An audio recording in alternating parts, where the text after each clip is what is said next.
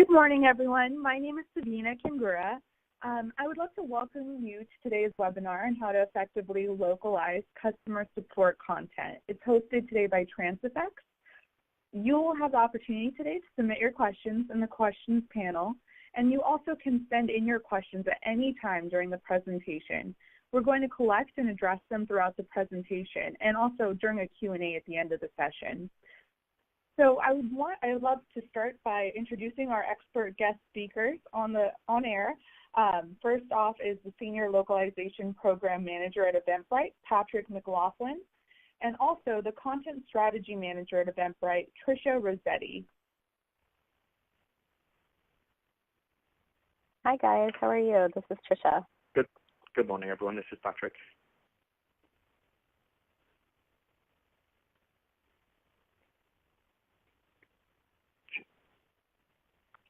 Should we get started, Sabina? Or? Yep. I think we're all set to get started, so go ahead, guys. Okay, Tricia, do you want to just say a few more words about yourself? Sure, yeah, just for a little bit of context. So I am the Content Strategy Manager that's a part of the customer experience team here at Eventbrite. So we are handling all the technical support for organizers who use our platform. And we also provide, in particular, a help center that is localized to 17 locales. And my team oversees creating all of that content in English and then getting that localized for all of those markets as well. So that's my role here at Eventbrite. And hi, everybody. I'm Patrick. I'm the Localization Program Manager here at Eventbrite. I see the end-to-end process for localization and linguistic review of all our products. I primarily focus on our web and mobile products and marketing translations. And I also support the Help Center team that Tricia runs with localization support as well. Okay, let's get started then. So I just wanted to give a little bit of background, first of all, on Eventbrite's global footprint, what countries we are used in and what countries we're physically in. So we are actually used as a service, as an event management and ticketing platform in close to 200 countries, pretty much most of the countries in the world that you'd be able to name. The reason for that is the way our business is run is if you are creating an event that you're selling tickets for, then we charge a fee, and therefore you need to be set up properly with payments and would help also to have a localized site. But there are, if your event is free, in other words, if you are not charging tickets for the event, then the use of our platform is completely free. So we do have people in all corners of the world using our .com or other domains that are live to organize free events. So that really is a staggering number if you think about the number of people, number of countries in which we are used at some level. And then for you to have, as I was saying before, for you to be able to really sell tickets in your country and to be able to then make money off it and us get paid as well, we really need to be able to support the currency and the payment systems of your country. So that at the moment it's 35 countries where we support currency and payments. So an example would be Israel, where we are not localized. We don't have we're not localized in Hebrew. We don't have a country presence. We don't have an Israeli website, but we do accept payments in shekels and in the local payment system. So you could go ahead and create an event on our .com, on our US platform, in English, and then still be able to receive payments. And then narrowing it down a little bit further, there are 17 locales, that's 17 different markets or countries in which we are fully localized. So by that I mean a fully localized user experience in terms of the website and the mobile being translated in your languages, and then obviously the country and currency support as well.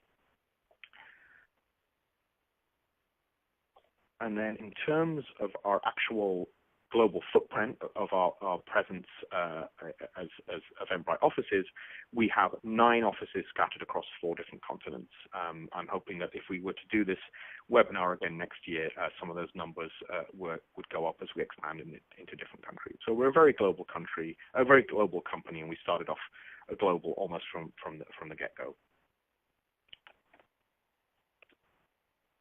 Do you want to run through the agenda, Tricia? Sure. And I think we also wanted to point out for the people who are on the call, we have a section, there's a poll that you can vote on. And we're curious to hear a little bit from you guys in terms of what stage you're at with your localization efforts. And we can use that information to try to tailor the information that we're sharing with you to people on this call. So if you want to pop over there, we'll be able to see the results and kind of lean whatever direction is most relevant for the people on the call. But for the agenda, there are a couple of things that we're going to go through. Section 1 is just the question of should you be localizing? Patrick has some really great guidelines on that. Section 2 is tips and tricks for content creators. So if you are creating your content in English, the best way to really set yourself up for success when it comes to localization, that's kind of my area of specialty. The next area that we want to discuss is what are your options for resourcing localization? There's not just one way to localize, so there are a lot of different ways you can scale it, depending on where you are. And then the last section we have is on evaluating the value of localizing. That can be a really tricky thing to do. So we'll talk a little bit about methods that we've used that have successfully helped us evaluate the value of localization.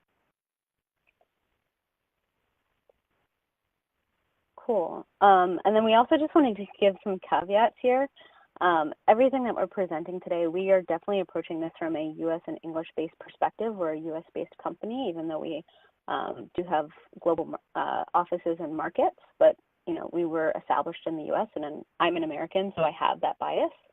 And we are by no means experts on every country's market, and there's just so much that you can learn about that. So we're going to provide the best guidelines we can, but obviously, you know, that's not our expertise is every single country. And the last kind of caveat that we have is this is, you know, our experience with our software as a service product, and the needs that you have for localization will likely vary depending on where you are with your company and the service that you offer and your customers. So I just wanted to put that out there that this is not one size fits all. These are things that we've learned and guidelines that have been helpful for us.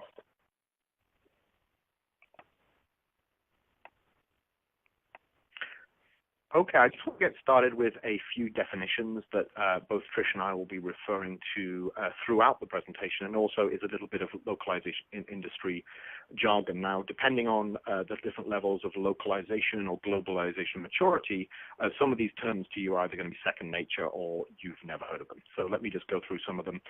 When we do this as a live presentation, we like to have it as a kind of quiz where we give out prizes, but obviously that's going to be a bit tricky as a webinar. So let me kind of start with some of these words, and we'll go through them individually. So here they are appearing: I-18N, L10N, TLD, language codes, country codes, locales. Again, this might be gibberish for the time being, but I hope I can illuminate a little bit. So the first one is I-18N. I-18N is a weird kind of acronym where it's basically an acronym for internationalization, and then it starts with I, ends with N, and there are 18 letters between the I and the N. Since internationalization is such a long word, people like to say I-18N, and they like to say to show off as well, I think. But this is really, first and foremost, when we're talking about making software global, this is first and foremost an engineering and design process. It's nothing to do yet with translation. So really what it is when you're designing a software application, make it as neutral as possible. Don't make any assumptions based on a single language or locale. So for example, if you are building a scheduler, don't just assume that calendars all over the world go month, day, year, because actually most of the world, they go day, month, year. So build that flexibility in. Actually, when we did this as a presentation a few months ago, somebody from the crowd came up with a really good example that wasn't really a localization example. It's when you're building a car, make sure that you build in the flexibility to have the steering wheel of the car on the right-hand side, so that you can then sell it in countries like Japan and the UK and Australia where they drive on the left. So don't plan monolingually or monoculturally. Bake that flexibility for different countries into your code and into your design. L10N is simply localization. That's my field of expertise. Localization tends to be kind of rather glibly described as just translation, and a lot of it is translation, but it is more than that. And in the specific area of globalization of software, it's the process of adapting the product that you've created as neutrally and as flexibly as possible, taking that and adapting it to individual markets. So it's launching a product for Germany or for the German language or for China, etc. And using not just the language, but the conventions, the symbols, and the currencies, and all the parameters that need to be used for that specific country. So it's a lot more than just translation. TLD is top-level domain. That's an acronym we use a lot here at Eventbrite, because we use TLDs to launch markets. So a TLD would be, for example, Eventbrite.com, which is the US market, Eventbrite.de, which is Germany, Eventbrite.fr, which is France, etc. Then we have language codes, which are used in engineering, but also to talk about the languages outside of engineering. So a language code would be, for example, EN, which refers to English, DE, actually that should say German, not Germany. And then a country code would be US for USA, DE again for Germany, FR for France, GB for Great Britain, United Kingdom. The reason why these are important is together they create what we call a locale, which is language and country. So EN US is US English, DE German for Germany, FRCA is French for Canada. Now this may all seem a little abstract for those of you who haven't started localization yet, but these are important as you plan and develop and roll out your localization. It's going to be important whether you decide to launch just a language, for example, German, or you're launching a market, as we do, German, and it's German for Germany. So at Eventbrite, we are tied to TLDs. We launch top-level domains, so we don't have a German site per se. We have a Germany site, which is eventbrite.de. And if you go onto eventbrite.de, it's German content in German for German users in Germany. So it's very much a DE situation. In other words, it's language plus country. If all of that's a bit abstract and weird, feel free to ask questions as we go along, and I'll be happy to dig into it further as we proceed. So talking about should we localize, I wanted to just give you some statistics here. These are taken from a localization industry think tank called Common Sense Advisory, CSA. And I think they really, if you haven't embarked yet on localization and making your product truly global, there are really some staggering statistics that will make you think twice if you're doubting whether you should do it. So while 26% of global internet users are online in English, in other words, a quarter of the online population is using English online, 54% of internet content is English. So there's obviously a discrepancy here by skewing very much towards English speakers. And there's obviously a huge market that isn't addressed. The content online isn't addressing a huge market. Another interesting statistic I found out recently is that if you take China, for example, there are 2.3 Chinese people to every US person with similar purchasing power. So if you haven't tapped into the Chinese market yet, that's an enormous market with a burgeoning middle class, people who are online, have credit cards, and are willing to spend and buy your products online. And then, just waiting for it to load here. Okay. 56% of consumers say the ability to obtain information in a language is more important than price. So half the people online who responded to this survey say it's more important that something be displayed in their language that they can communicate with the product, with the company, and purchase in their language than price. In other words, that means they're willing to pay more money to see your product, your services, your website translated. And 85% of the internet population speaks 10 languages. What this means is that if you localize your products into the top 10 languages, and I won't go through all of them, but English is one of them, and then Spanish, Portuguese, German, French, Chinese, it's pretty obvious what that list is. You can reach 85% of the internet population. So there's a long tail that doesn't necessarily need to be addressed if you want to be successful.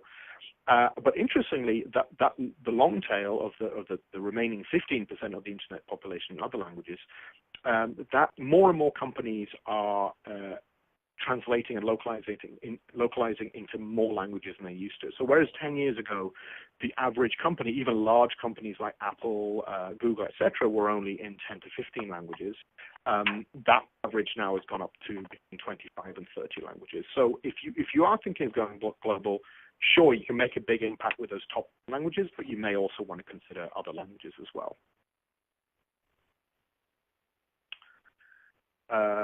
So, Tricia, did you want to take this one? Sure. So, you know, it looks like based on our poll, some of you are already localizing and supporting a few languages. Some of you are doing more than a few languages. So we have a spectrum of people, but this can apply even if you're thinking about, do I want to expand to more languages? Even if let's say you're in English and you expanded to Spanish, maybe you're wondering, you know, should I expand to French? So there are a few things to consider before you kind of start that process that we think is really important to give some thought to beyond just, hey, you know, somebody in our company speaks French, so let's just go ahead and translate something to French. Some of the questions we advise people to give some thought to is, are you trying to reach maybe in-country customers who speak a language other than what your base language is? So, for example, a U.S. company may start in English, but there's a huge market to be reached if you reach out in Spanish within the U.S. If you look at the Spanish language, that's a huge market opportunity. You want to look for what we're referring to as proven interest in your product outside of your original country or language. And when we talk about proven interest, there are a lot of ways that you can do that. You can start to look at your Google Analytics for signs that people in other countries or languages are visiting your English site. That can be an indication.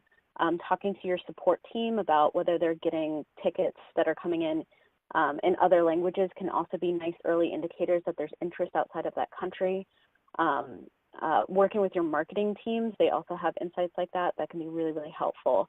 And then the third thing we definitely advise thinking about is, do you have the basic resourcing to really enter a new market? The last thing you want to do is to kind of just wing it and not think about the long-term effects of, can I really support this market? So you do want to be thoughtful about, if you're going to enter a new market, what level of support can you provide that new market, and how is your plan going to change as you start seeing more value out of that market? Because it's definitely a living, breathing strategy as opposed to something that you're like, well, we're just going to translate the site and we're done. So those are a few things that we definitely advise people to kind of think about if they're thinking about the next market. So the tips and tricks that I have for content creators, so again, I really focus on providing self-service support content through things like help centers. That's a lot of documentation. And if we can go forward to the next slide, one of my fundamental beliefs about the things that I'm going to share here is that writing translation-friendly copy is really just better educational content, period. It's better whether you translate it or not, because a lot of what we're going to talk about is clarity and simplicity and giving people information quickly and in a digestible form so that they can accomplish whatever it is that they want to accomplish when they're using your documentation. So next slide, thank you. Here are a few elements of what makes content translation friendly. One of the very most important things is that it's succinct, and you're looking to eliminate passive voice and complex sentences. So if you have a sentence that spans a couple of lines, or you're using semicolons, or you're using a lot of be verbs, that's a sign that your sentence is probably too complex and is going to become even more problematic, particularly in languages like German, where they tend to run long, even if it's a compact sentence in English. So that leads me to my next point, which is simple.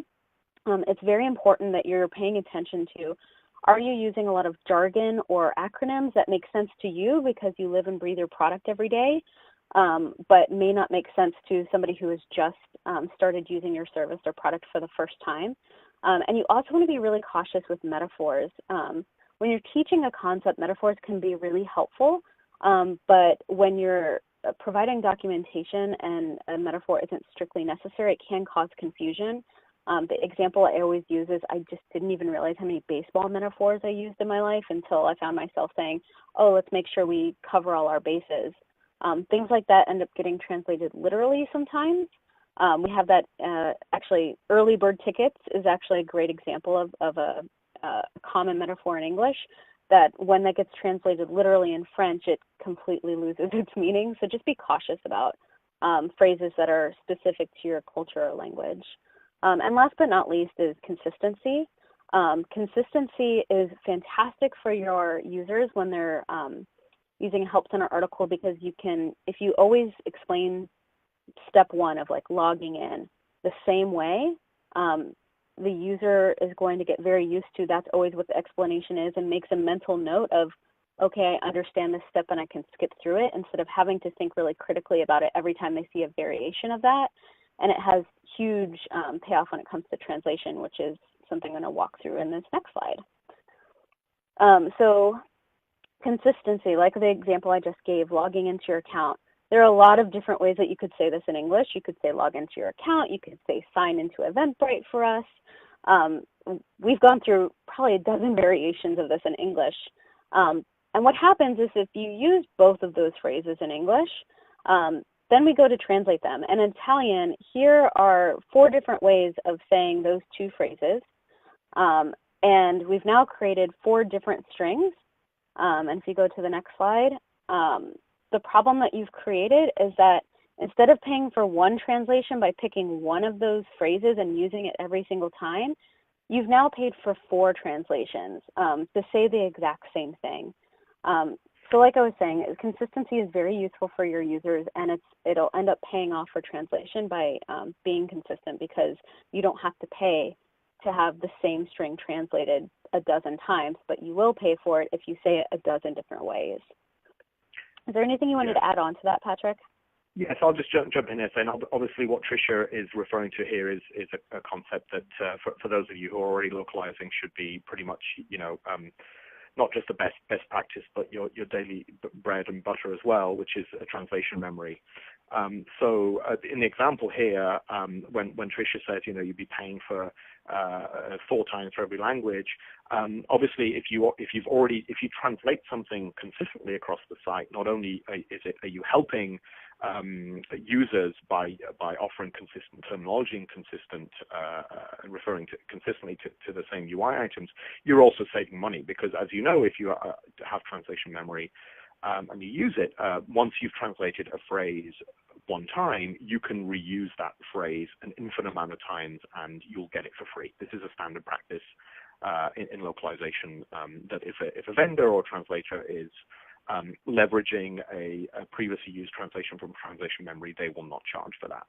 And Transfex, among other tools, has a translation memory in it, so that's somewhere where if you're using Transfex or a similar translation management system for your translations, you'll be saving that money.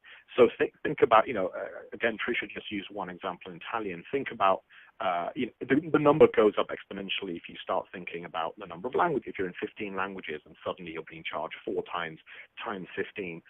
And also, translation isn't cheap necessarily. You might be averaging 20 cents a word for some of your translations. So that's a whole lot of money for something that you could just say consistently.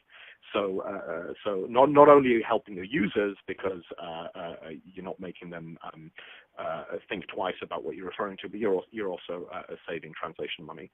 There are other ways also of saving money, not just reusing a phrase you've used before, but even in entire parts of content. If there's for example,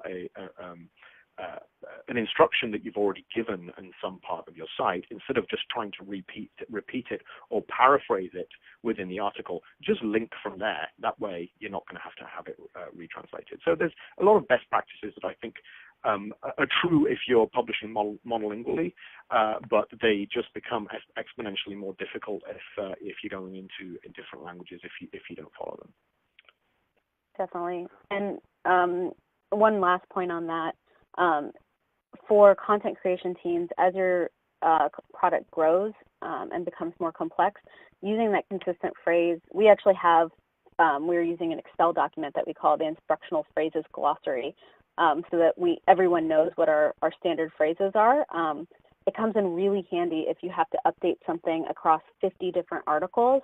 You can do a quick find and replace depending on what your content management system is, but you can do a quick find and replace and do everything at once rather than doing it all manually. And that can be a huge savings for just your English or your main language team right there. So the other thing I wanted to talk about when it comes to localization is what I think sometimes we talk about wanting to create neutral content that's localization friendly, and you can also think about it like this. So the excerpt you're seeing in front of you is from our marketing blog that is targeted toward the San Francisco audience. So if you go to the next slide, you'll notice that there are a lot of things that feel super conversational and probably targeted toward millennials, a young audience. It uses phrases like warm fuzzies, blah, blah. It says herding the cat horde. It makes a Wes Anderson reference. Those are hyper local. It doesn't mean that they wouldn't make sense to somebody sitting in the UK, but it definitely feels distinctly American and also like definitely resonates with the San Francisco audience. It means it works really well for the intended audience, but this would be really difficult content to just send off for translation because it's so specific. And it also runs a little long, which can work for marketing content. When you're talking about marketing content, you want that voice and tone and approach to match the market that you're working with. But when you're talking about something that is meant to educate and inform and solve a problem, like the next slide that I have, it's better to keep sentences short and to the point. And it doesn't mean that it has to sound dry, but it should sound simple and it should sound easy to understand. And that will help you a lot when you're looking to localize these to be clear about intent and not spend a lot of time having to suss that out. I have one last point on tips and tricks, and that's talking a little bit about media. And so when I say media, I mean images and video in particular. And the feedback that we get the most when it comes to our help center and localizing them is we want to see more screenshots and more videos in more of our help centers. So for our German help center, for example, we have hundreds of articles, but maybe only 20 of them have up-to-date screenshots and videos. The reason for that, if you are creating source content yourself, is that creating all of that media can be super time-consuming, and it can get expensive depending on what you're creating. If you have a marketing video, that can be very expensive to recreate. So we have a few tips on that in particular. Sorry to interrupt, Tricia. I'm just looking at some of the questions from the audience. Since you're talking about videos right now, maybe you could take this. So somebody's asking, if we're just starting to create our help center or support center, do you think we should focus on media like how-to videos over content to start? That is a great question, and the answer is it depends on your goals. If what you're trying to do is a little bit more marketing focused and get people interested in your product, overview videos work really well for that. But what we found, and we actually did a usability study on this, what we found is that videos that are focused on doing specific tasks, so how to use a specific feature, are not as successful as written content with screenshots. So if what you're trying to provide is self-service content for your customers to use your product, not just get familiar with it, I would say that it's much better to put your emphasis on content and screenshots because people found it difficult to stop the video at a step and complete that step and then start the video again. Videos tend to run long if you're covering all the steps, and then they can be more difficult to update depending on like how high end you're going. So I would say if you're trying to decide between those two, I would definitely put the emphasis on written documentation, which is much easier to upkeep and easier for people to follow. Yeah, that would be my feedback on that. Can we go to the next slide, which kind of gets into that a little bit more? So when it comes to localizing that content, you might be surprised at how often you can actually reuse content. So if you have several countries where Spanish is the primary language, you can probably reuse screenshots that are in Spanish that maybe for us, the word for ticket is different in one Spanish-speaking country than another. But in general, like having most of the screenshot in Spanish is already a step above and beyond English, and let alone above and beyond having nothing. So we definitely recommend reusing content when you can to make your efforts go a little further. The second tip that I have on localizing media is figure out how to prioritize it. So this is also to this question about like if you're just starting to create your help center, don't feel like, oh, we have 100 articles in English and we need to translate all of them right now and we have to have all of the media done right now. What you should spend some time doing is looking at your Google Analytics. You might be surprised. We see about 40% of our top traffic to our help center is really concentrated in about 30 articles, even though we have something in the realm of 250, 300 articles. So you can use existing data on your help center or your product if you don't have your help center up and running to figure out, you know what, these 10 articles we should really get right out of the gate because this is where we know people are going to really need the most help. And then the last tip that I have is if you are creating videos, we recommend you can get the transcripts for those videos in English translated, and it's very easy to upload those into YouTube. So that somebody could choose both to see the transcripts in English, which a lot of people for accessibility and for just visual learners are looking for that. And YouTube's auto transcript is not very good. The same is true for translating it. So we definitely recommend go ahead and adding those. That's an easy win because you just have the cost of translating the video script and then you can add it in. And that's really helpful.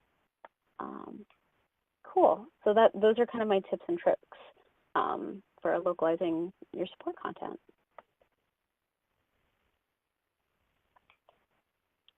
So the next section is options for resourcing localization. Since some of you guys have kind of started this process and some of you haven't, this may sound familiar. This may sound like a relief if you're unsure if you're quote unquote doing it right. And the secret is there is no one way to do it right. So we wanted to run through kind of 3 models that we have gone through to some degree in the work that we do. And there are varying levels of investment that you might do. So the first one we call it the scrappy model. So this could include your model of translating content could be super scrappy. We use Google Translate, or the guy who sits next to me speaks Spanish, or maybe if you're really a little more innovative, you use something like machine translation or crowdsourcing to translate. So the pros of this is that it's free or it's low cost. You have really fast turnaround because you're getting it instantly. And there isn't a whole lot of training or prep that you have to do to get translation like this. On the other side, there are a lot of cons to it. It's not super scalable. It's a good temporary fix at times to see if this is a route you want to go. But you know, somebody who happens to speak a language but is really an engineer most of the time isn't always going to be available to translate your content. And probably the one that we're most concerned about with this is actually your results are going to be a little hit or miss because it's either not being translated by a human or it's not being translated by a native speaker, and it's certainly not being quality controlled by Google Translate in terms of sounding like your voice. Accuracy, things like that. It can be very difficult to quality control this. And Patrick actually has some thoughts on the machine translation side in particular. Yes, I'd say in general, as Tricia's saying, the scrappy approach is great. If you're really just starting out, you're really just going to wet the tip of your toenail in the vast ocean of localization and see how it goes. Or maybe just experiment with one language and see how that goes.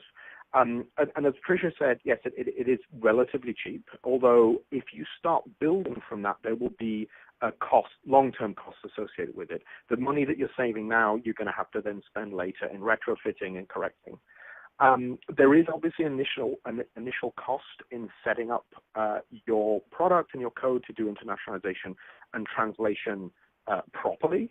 So again, if you just want to experiment, this might be a nice way of not having to invest too heavily in those products and services in that time. But again, just be wary of the cons. Google Translate is great in many ways and terrible in many others, and we've all heard the funny anecdotes about comical translations in different languages. I think machine translation has come a long way in the last few years and actually getting closer and closer to getting the gist of a translation. I wouldn't say closer to human translation. And there are also some services out there that for a fraction of the price of a normal localization vendor, the translation agency, can do Google Translation plus post-editing. So you may not have the raw, as we call it, Google Translate translation, but you have it slightly doctored by human translators. That's another approach. And I would also say there are certain types of content that are okay for Google Translate and certain that shouldn't go there at all. So help center content actually is not a bad candidate for Google Translate, simply because it tends to be, as Tricia has been saying, clearly written, it's explanatory, it's context rich. It tends to be fairly formulaic if you're repeating instructions over again, step 1, step 2, etc. So it's actually fairly the best kind of content, if you like, or the least bad kind of content for Google Translate. If you want to talk about marketing or anything where your brand is going to be affected, I wouldn't go near machine translation at all. And then obviously, this goes without saying, if there's any kind of content that the mistranslation of which would either cause serious bodily harm or injury or death or a lawsuit, then don't use machine translation. So clearly you wouldn't put like a pilot manual to Google Translation or legal documents. Internal speakers is great. If you have internal resources, use them, because clearly if they're employees of yours, they know the product better than most translators. The problem with that is that sometimes an internal speaker tends to be somebody who maybe, they lived in France for a while, but they moved to the US when they're 18, so they haven't really spoken French every day for the last 15 years. They also have another job to do, so they may not always be willing or have the time to do the translations, etc. So there's a little bit of fuzziness there around quality and accountability. And then crowdsourcing is a model that's been going on for a few years now, since Facebook very successfully launched the first crowdsourcing translation platform years ago. And Facebook is an example where of close as you can get to perfect crowdsourcing, because basically you have a product that at a certain point in time, everybody who was using it and spoke another language wanted to see it translated in their language. So Turkish guy in Istanbul, he speaks English, and he just thinks, oh, wow, I wish I could have Facebook for my family and friends. I will translate it for free. I will do it overnight. When Facebook first launched their crowdsourcing translation platform, I think about 7 years ago now, something like that, within an hour of launching the Spanish crowdsourcing, 20,000 people had signed up. Now, most people aren't going to have a product and a service that is going to attract that kind of attention. So you also have to think about the kind of content that we're going to want to translate. Generally, crowdsource folks don't want to translate help center stuff. They don't want to translate, nor should they maybe, things like legal policies, terms of service, etc. They want to go for the sexy stuff. They want to go for the UI. And that kind of stuff. So actually it works very well in the gaming industry. People want to translate games because they want to use them. And social media platforms, as I mentioned, not so much other areas. And there are some interesting companies out there that, similarly to, as I mentioned before, doing machine translation plus post-editing, they might do a crowdsource with a bit of human moderation, and so you may spend a little bit, but actually be able to meet deadlines. Because generally, if you're doing crowdsourcing for free, there's big issues around accountability. If you're asking somebody to do something for free, you can't expect them to respect deadlines. Whereas if you've outsourced to a vendor and they miss a deadline, you can pick up the phone and shout at them, which you can't really do with crowdsourcing. So those would be my main caveats around that. And nice. Should we move to scalable? Yeah. Now we get good stuff. Yeah, the good stuff. The scalable model, I think, is a really fantastic blend.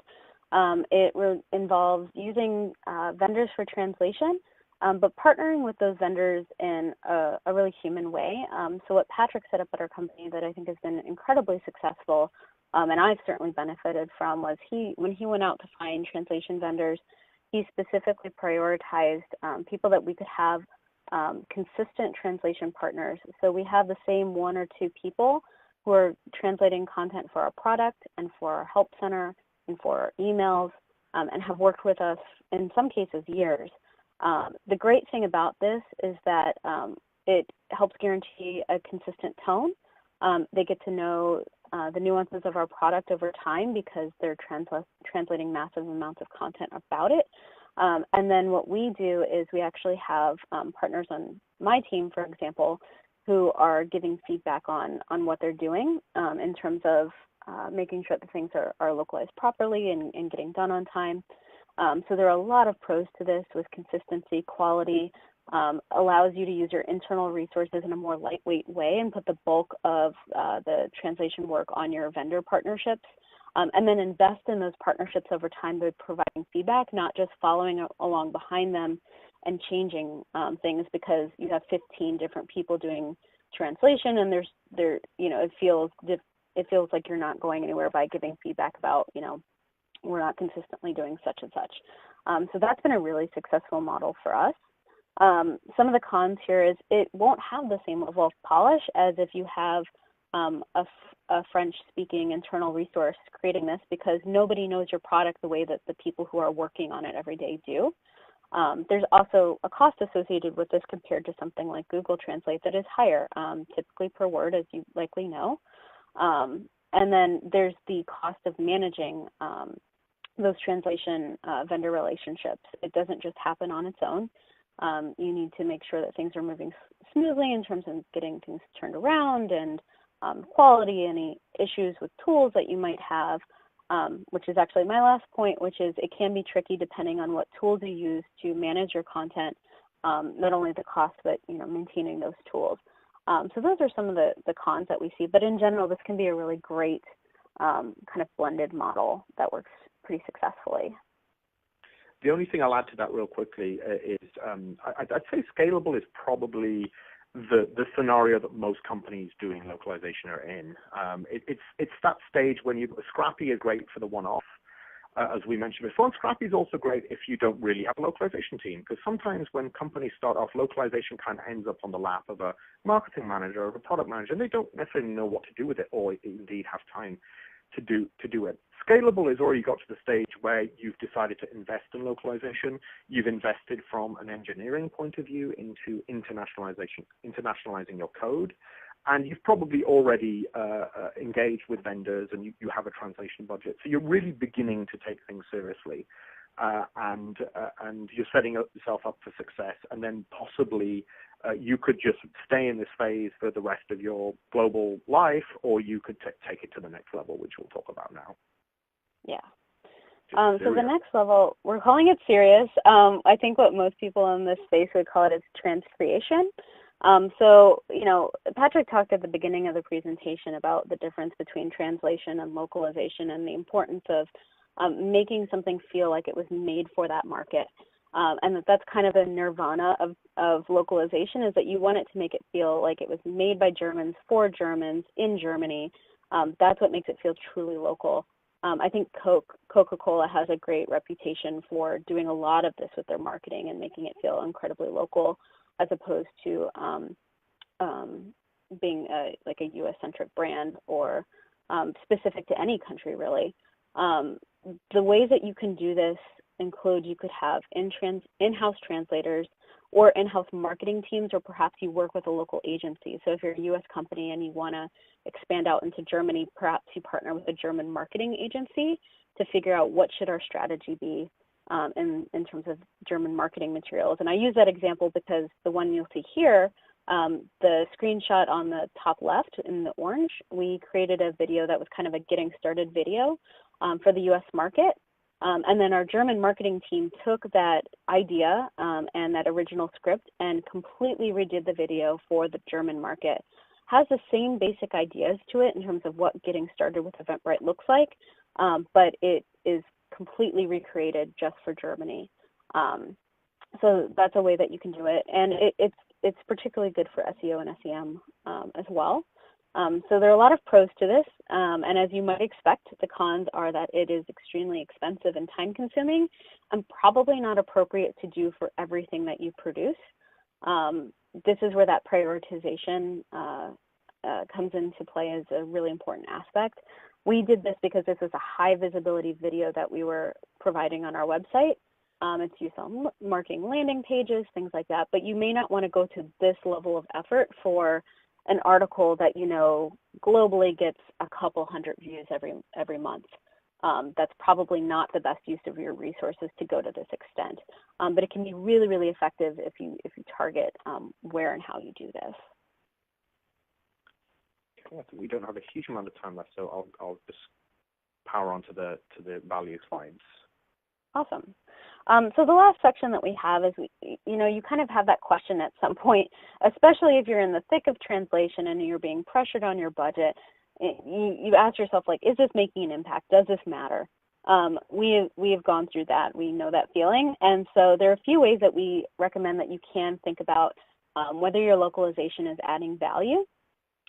Specific to support content, what we look at, you'll see in this chart, it's basically a comparison of help center sessions to people contacting us. So at the end of the day, the purpose of my help center is I want to help people help themselves use our product successfully without having to contact our team. They should be able to do it on their own.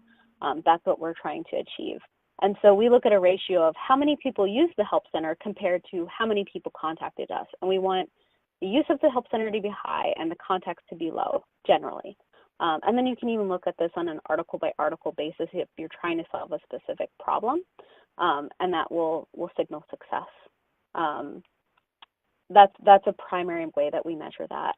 Another way that you can look for success is in article ratings and feedback. So we allow all of our users globally to give us feedback on every single article that we write, and not just this worked or this didn't. We actually ask for some structured feedback on why it did or didn't work and some open comments, and that's super helpful, particularly when you're trying to figure out where to put your localization resources. If you're getting lots of feedback on one article that a particular step is confusing, that'll help you really focus in on how to improve your localized content. So again, good for English and good for every language. And kind of the last technique that we use to understand the value is we've done internal quality surveys. We just do this with Google Forms. It's very easy to set up. And we sent this out to our marketing teams, to people who we know are those native speakers in-house, even language learners in-house. And we've asked for feedback on specific areas, so things like grammar and technical quality, and does it sound like Eventbrite? Was it easy to use? Was it correct? Things like that. Asking some structured questions helps you, again, focus in on, well, it looks like our German site could really get better in terms of technical correctness. So let's make sure that we work with our vendors on improving, copy editing. So this is a very easy way to kind of do a quality check in a low-cost way. So the last thing we had to say is that, we've outlined a lot of different techniques and ways of resourcing things. But what makes sense for you right now and in this year or in this month may not be the thing that makes sense 5 years from now. And that is totally fine and expected, and it means you're probably doing things right. When I came to Eventbrite 3 years ago, we were doing translation differently than we're doing it now. And that just reflects our growth and our customer base growth. So don't feel like you have to find the one right way to do this, and take a spirit of being flexible as you learn more and you figure out what works for you and where you want to grow. I think that's it. We have Q&A if there are any questions. Great. Thank you, Patrick and Tricia. So now we're going to start the Q&A section. Just a reminder for everyone, you can still submit questions and we'll try to get to as many as possible. To start off, our first question is, how do you handle a customer who asks a question in another language? Do you have any specific tips for this? Totally. That's a great question. I'm so glad you brought that up. This is another scalability question. This happens to us still. We'll get questions in language that our support team does not speak. And Patrick, please feel free to jump in on this one. But what we do is we send these out to a translation service called Gango Translation, which is crowdsourced, to find out what the question is that somebody's asking. We'll write a response in English, and then we'll send the response out for translation. Also letting them know that, hey, we don't have somebody who speaks this language. We do provide support in, these other languages, but just kind of setting those expectations. But we also try as much as we can to meet people where they are and provide support in whatever language they're speaking, just letting them know, like, this isn't, we don't have somebody full-time who speaks, Arabic. So we do have somebody who speaks English. If you're able to speak English, we can probably provide faster and better support that way. Yeah, and just to add to that, the reason that in this case we would use kind of a cheaper translation solution than using our normal vendors is that when you talk about customer support and an email from an individual person, it's more important to get a response to them quickly than it be perfectly worded French or German. So quality may take a slight hit, but the translations are good enough that at least the user on the end, first of all, it's not machine translation, so they don't feel like they're getting talked back to like by a robot, which from a customer point of view is a terrible experience. It's in their language, and it normally answers their questions. And as Tricia says, we might say, we don't normally support your language, but thanks for contacting us. And also, in a traditional LSP, language service provider, so localization agency or translation agency model, you're going to have at least a 24-hour turnaround for even a small translation, and that sometimes really isn't good enough. With the model that we use, we can get back to a user in a language that we don't normally support even within a couple of hours, and I think that's more powerful than focusing more on quality in that kind of context. Great. So our next question is, how do you select your next market to enter? Do you want to take this one, Patrick? Sure. Yeah. I mean, similarly to how Tricia presented towards the beginning of what languages or what markets we look at, it's an amalgam of different things, and it really isn't a science. Unfortunately, it could be, as Tricia mentioned, seeing IP addresses of users using sites that are already live. So, for example, using our US site or using our Spanish site. Also, just seeing physically where are these events being created and what currencies maybe are being supported. We may also have information that we get from either think tanks or other kind of global market expansion consultants. We don't rely too heavily on that, but we have in the past. We also have a global strategy team within Eventbrite that kind of looks into these kind of things and see where the next hot market is. And then it may just be requests we may get requests from people actually in those markets saying, there's a real need for it in our market. We also look at competitors, what the competitive landscape is out there. Is there a real need for something like Eventbrite there, or we kind of missed the boat a little bit? So it's really just an amalgam of all those things. And as I said before, it's not really a true science, but we kind of and those priority markets may shift from year to year. 1 year we may be looking more closely at Japan, for example, and then a year later there may be another need emerging somewhere else. Did you want to add anything to that, Tricia? No, I feel like you covered it really well. Great. So for the next question, it's more related to translation glossary. Does Eventbrite have a translation glossary to help with language consistency?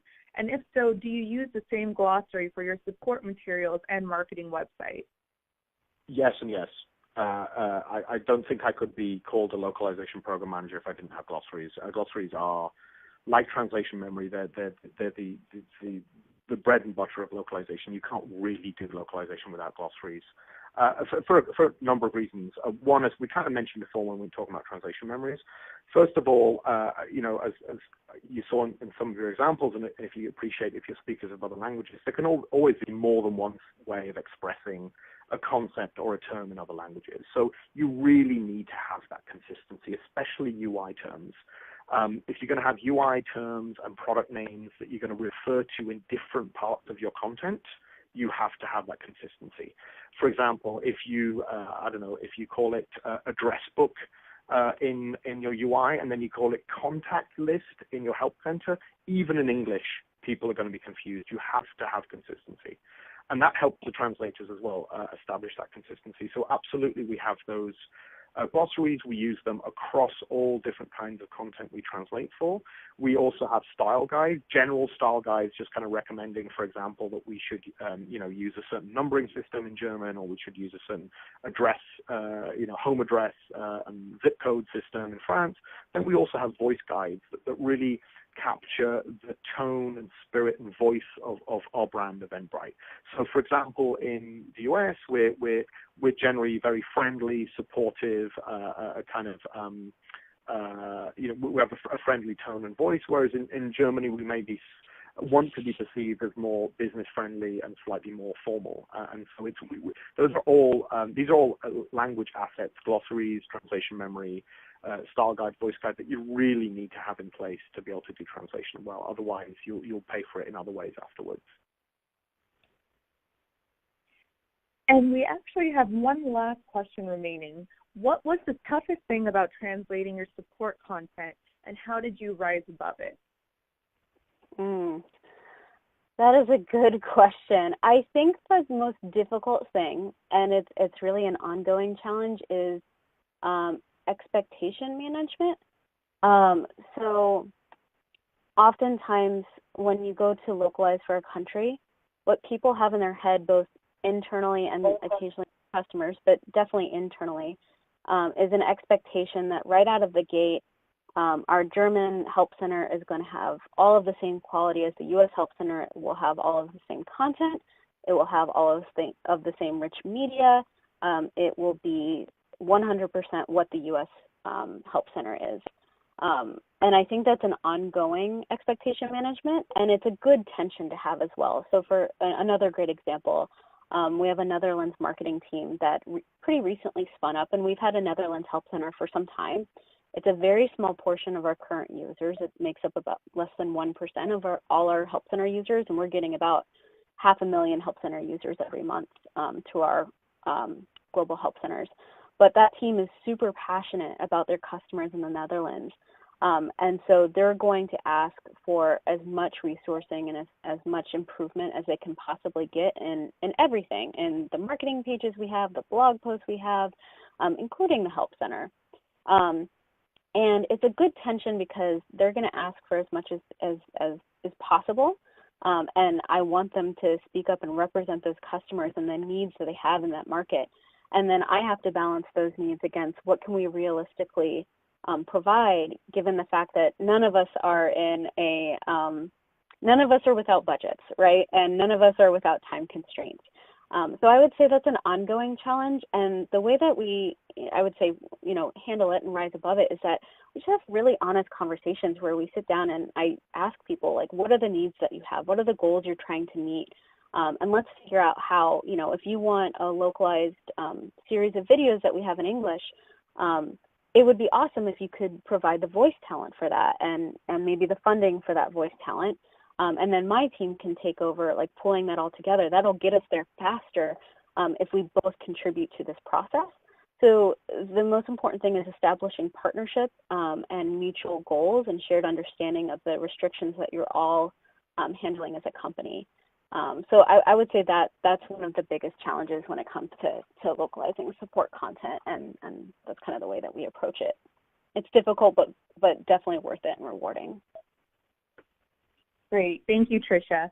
So I believe that brings us right about to the end of today's webinar presentation.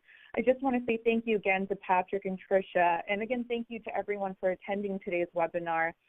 Slides and video are going to be posted at transfx.com/resources.